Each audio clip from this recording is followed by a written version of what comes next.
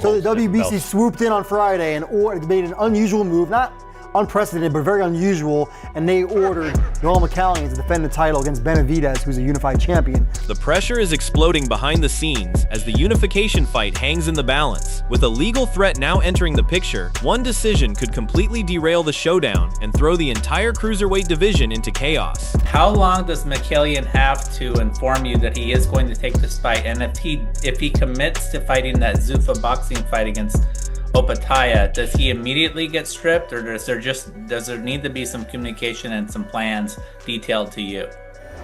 Well, for the WBC order is Mikaelian against Benavidez. That's it. Yeah. Okay.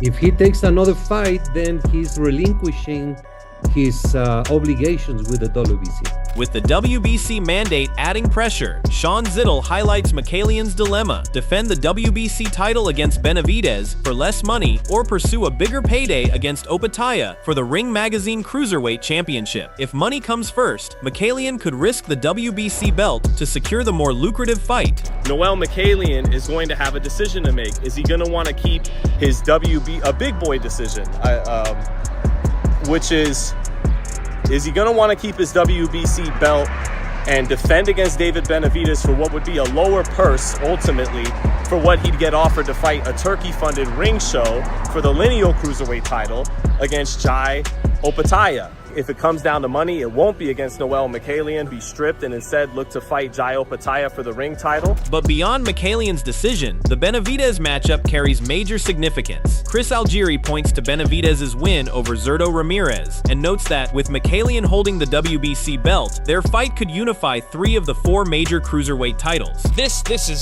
came out. This is really good news. Benavidez and Mikaelian closing in on a cruiserweight unification.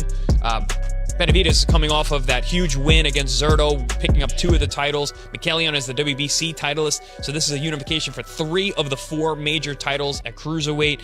This is a big deal. Meanwhile, Robert Garcia views David Benavidez as young, hungry, and focused on meaningful fights, including unifications, mandatory bouts, and major name matchups. Garcia also expects Benavidez to move up to heavyweight sooner rather than later if he continues at cruiserweight. Benavidez is young, hungry, wants to have the best fights out there. They want fights that mean something. If it's a unification or a mandatory or a big fight against a big name, and if he's staying at cruiserweight, that just tells me one thing: that sooner than later he's gonna hit the heavyweight, and he's looking for that. He will move up sooner than later and compete against the heavyweights.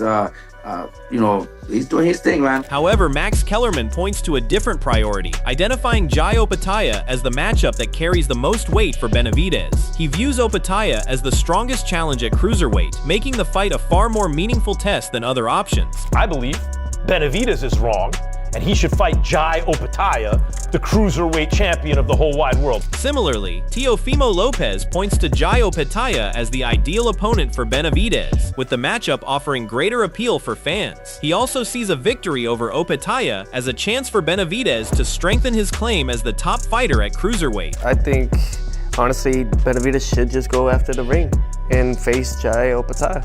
I mean, why not? I mean, overall, it should be a better fight. People want to see it already, and you'll be the #1 guy. You will be the champion. In that regard, Benavidez makes it clear that facing Opetaia carries significant value, particularly with another world title at stake. He views adding another belt as a major accomplishment and remains focused on establishing himself at cruiserweight. It's definitely legit because he has 2 world titles. I mean, it doesn't really matter if Jai Opetaia has another one.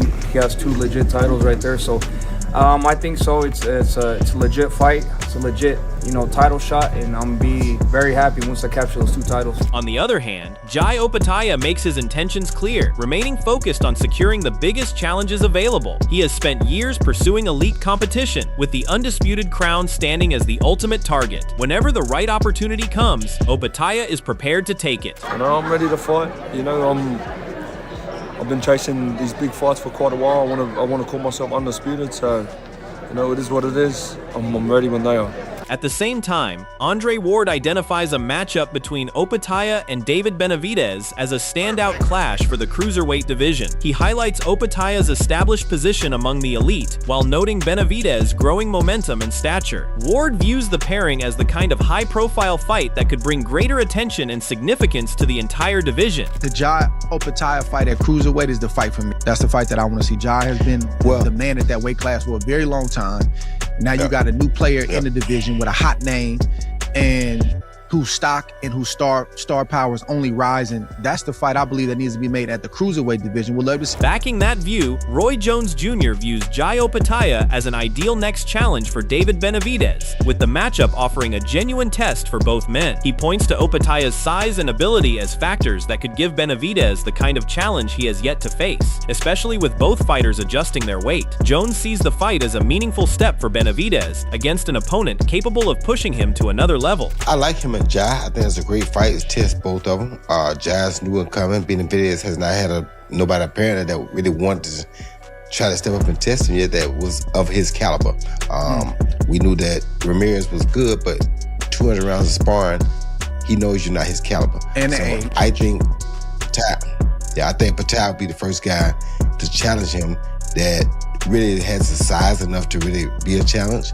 And I think he'll be the first challenge for Benavidez as well, because he'll be coming down the weight just like Benavidez does. Taking that argument further, Max Kellerman points to Opetaia as the matchup that makes the most sense for Benavidez at 200 pounds. He views the Australian as a top-level test and a chance for Benavidez to prove himself against one of the division's strongest names. My number one fight I'd like to see is Benavidez and Opetaia at 200 pounds. To me, that has supplanted Beterbiev as the fight to see, because that's really where Benavidez belongs. It doesn't have to be a catch weight. Those are the two best guys in the division. That would be Benavidez's real first title shot at a Ring Magazine championship. From a physical standpoint, Sergio Mora gave Jai Opetaia the edge in a potential clash with David Benavidez, pointing to the Australian's size, movement, and punching power at cruiserweight. While Mora recognized Benavidez as an elite-level fighter, he viewed Opetaia's physical advantages at the weight as factors that could ultimately swing the matchup in his favor.